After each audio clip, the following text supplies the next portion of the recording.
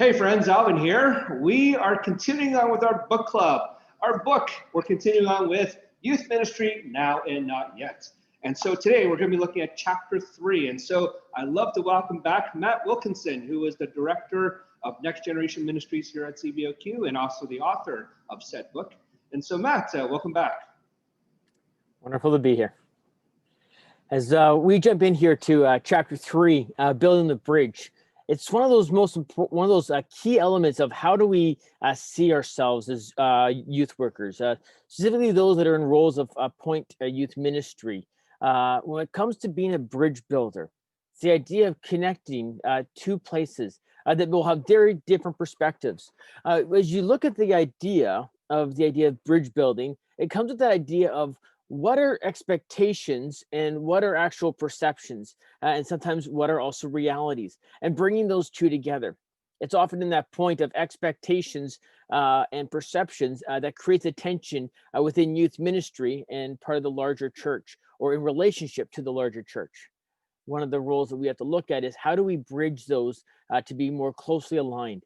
How do expectations and perceptions become more in sync and more understanding? If we want to see healthy youth ministries and effective ministries to the next generation, is not just in what we do as we're engaging with students, as we're walking with them and connecting with them, but it's also what does it look like and what is the bridges that are built to parents, built to church leadership, to boards, to the larger church ministry.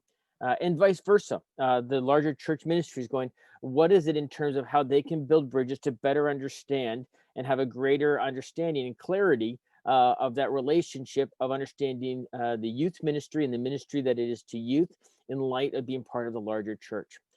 So our chat today is going to be really looking at a couple of the key perspectives that we need to bring closer alignment to, and the importance of the conversation. There's nothing more important than this ongoing dialogue.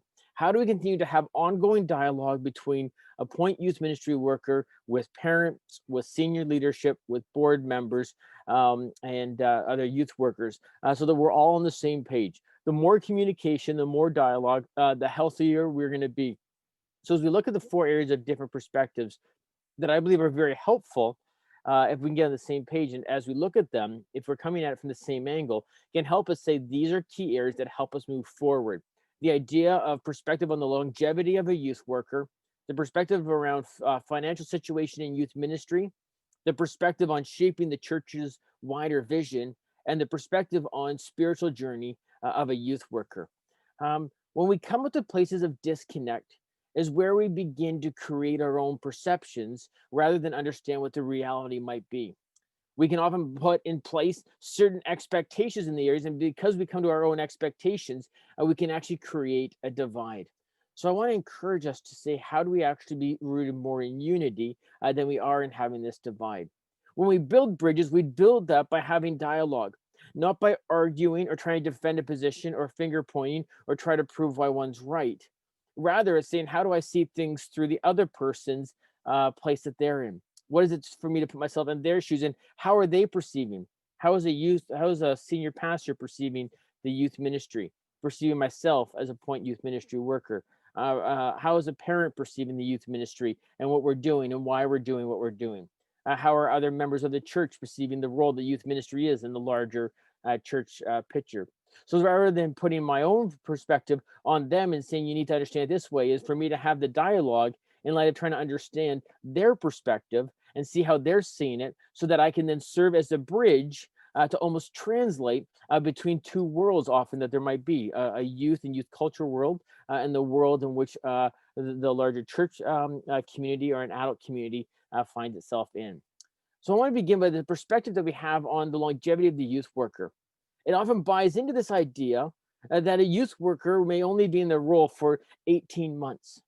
When we dispel this myth and realize that more and more youth ministry point workers and youth pastors are staying in the role significantly longer, if we adjust the perspective, which is they're going to be in and out, then there's very little investment from older leadership and the assumption that there's going to be change. When we say that they're going to be in here for the long haul, we begin to adapt what it is to invest into them. The church board and church leadership begins to give them more responsibilities, a higher level of trust, and says actually the perspective needs to be changed. Say actually we have to recognize that youth workers are staying in the game longer and more invested into the community of the church for a significantly longer period of time than 18 months. And we need to make sure that that senior leadership and other members of the church are saying, hey, in light of this, we need to be more intentional of investing into the point ministry youth worker. When we begin to realize that they are sticking around, it becomes more natural. If we're able to communicate that as a youth ministry point worker, to say, I'm sticking around, I'm not going anywhere. I am investing into the church and into the youth of this church and this community. Then when that perspective is able to be established, there's more likely also going to be a reciprocal investment into you as a point ministry leader. Second area is on the idea of understanding the perspective of the financial situation in youth ministry. We have to understand the role of the budget in light of the larger church budget, but more so is going, there's so often in youth where the perspective of like, hey, once I've got the role of youth pastor, like I've arrived, I've got the title, I've got the role, point ministry leader, so I can start leading here. And what we're realizing is that senior leadership is looking at how do you continue to develop in your role. If you want to be taken seriously in the role of senior leadership, and the way that is to show how am I doing ongoing professional development? How am I being resourced? How am I having the appropriate dollars that are being aligned to allow me to continue to invest into professional development so that I can be more effective in the work that I'm doing with youth? Rather than simply that I've arrived, is begin to looking at what books do I need to be reading, or podcasts, or conferences, or maybe additional courses in academic learnings. What are the ways of doing professional development that demonstrates and gives a perspective then that says, hey, you are serious about this role, you're an ongoing learner, and you want to invest into more of understanding how to be more effective of engaging the next generation.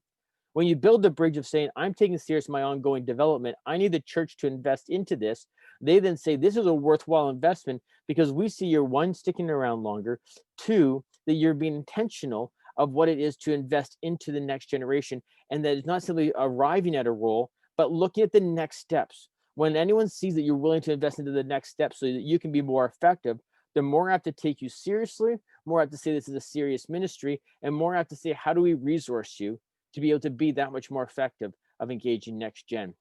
Third area is perspective on shaping the church-wide vision. It is critical that the youth ministry isn't just siloed off to itself to figure out its own vision and mission and then run the course and do its own deal. Or rather, it's important that the point ministry leaders, and I would say student ministry leaders, the youth ministry team, be part of helping shape the larger church vision. Because as students come through the youth ministry, the perspective will be on, I'm experiencing the church and church community in one way. If it's radically different and the focus and the emphasis of the church is so different when I leave youth ministry, I'm also likely to leave this church community in context because it's such a different contrasting to what I experienced here. When the youth ministry is in sync with the larger church vision of where it's going, it's a more natural, ongoing discipleship process that will happen in the life of a young person.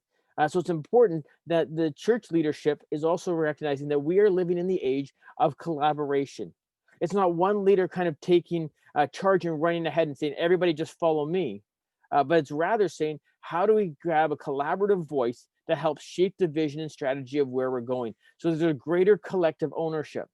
And so welcoming in the perspective in the bridge building that is important in here is the expectation becomes that the youth point ministry worker, along with point ministry leaders and students, are welcome into helping shape the larger church vision. So together, we're going to be most effective of being a holistic approach of being the church body and shaping a journey that will see kids and then students, young adults, and into adulthood kind of all understand that this is part of the vision and larger mission of the church. And so I'm aligned to this in the journey that's part of it. And finally, then when you say that we actually have a place in the role of the larger church, it all of a sudden says that I have a meaningful role. I'm going to be here for a while. I'm going to invest in my professional development. My voice is trusted to be part of the larger church. And then it's also saying is the perspective is also the investment into the spiritual well-being of the point ministry worker. How are we leading as ministry leaders out of the overflow of what God's doing in our life, rather than what it takes to just get by, rather than just what it is to rely on my own kind of the latest tricks or the whatever I've kind of got of in my tool belt to be able to pull off ministry. But rather than how do we live out of a real healthiness of our relationship with Jesus? And the importance there is that the perspective can be like, hey, they're doing good stuff in youth work. And so point ministry or church leaders, boards will just allow the ministry leader to say, hey, you guys are doing really well, and not actually check in on the soul of the youth worker. The key thing of building a bridge there is saying, hey, I'm going to be vulnerable and I want to be able to show, hey, I want to be able to grow, but I need someone tracking with me. And I'm going to welcome mentors into my life, but also welcome senior leadership of the church in. In the same vein, the church leadership needs to be in a place to say, we're going to trust you to actually be vulnerable with us in this way so that you can have a healthy soul well-being. And there are times when you are struggling, we don't want you to struggle in darkness or alone, which causes down the road, if we don't have a place to be able to talk through things, ultimately many leaders kind of ruin their own journey because they don't have a safe place to say, hey, I'm struggling with this, or I'm wrestling with this, or I'm just, I feel distant from God, because they're so fearful of losing their job. And we say you're not going to fearful of losing your job, but rather come and share with us so that we can have a team walk with you that builds a bridge of trust, and it builds a bridge of where we continue to invest into our youth ministry leaders to be able to lead out of a healthy place and to continue to have people to walk with them so that they can lead out of a healthy soul place. So often youth workers, the perception is I've got to look healthy because otherwise I'm fearful of losing my job. When we come to the expectations, say the expectations should be actually we have a safe community that's joining not just with the congregation, but also with our leadership to help them walk through authentic spiritual growth and spiritual formation, which sometimes has people struggle, and allowing some of our leaders to struggle in the midst of it, but say, we are going to have a team of elders or people that we're going to walk with you so that you can thrive, so that you can then live in the overflow of investing into the lives of students and helping them. And then in turn, students are seeing that a point ministry leader actually has a team around them, and that in the highs and lows of their own spiritual journey, the church is going to walk with them. And it models to students that in the highs and lows of my own spiritual journey, the church will not abandon me. And I think it's so important that they even see that in the way of their senior leadership. So bridge building is about ensuring the spiritual health of point ministry leaders, that there's healthy leaders that will be able to lead healthy ministries. We need to live out of this overflow, but have clear perception and expectations being much more closely aligned. And the bridge building is really that of communicating and being that translator between what could be two very different worlds, and say, hey, we need to be on the same page. When we're on the same page, we have the ability then to work together as a community of healthy leaders that share a trust and work with the congregation, with students, with the next generation, building unity as the body to help students move one step closer to Jesus. And that's a little bit of what we are looking at as we talk about building the bridge between expectation and perception and seeing things come closer together. And that is chapter 3. I'm looking forward as we move in the next segment to chapter 4. Thanks, Matt, again for sharing your insights about how to build a bridge in so many different areas within the church in terms of one's own development, both spiritually and professionally as well. And so grateful for your insights on that. And so friends, don't forget, we've got chapter 4 coming up next month. So we hope to see you then. In the meantime, if you want to recap this particular video and the other ones in the previous chapters, you can find it all at cboq.ca/book club. You can also find it on our YouTube channel at youtube.com/CBOQ Youth. So in the meantime, blessings to you.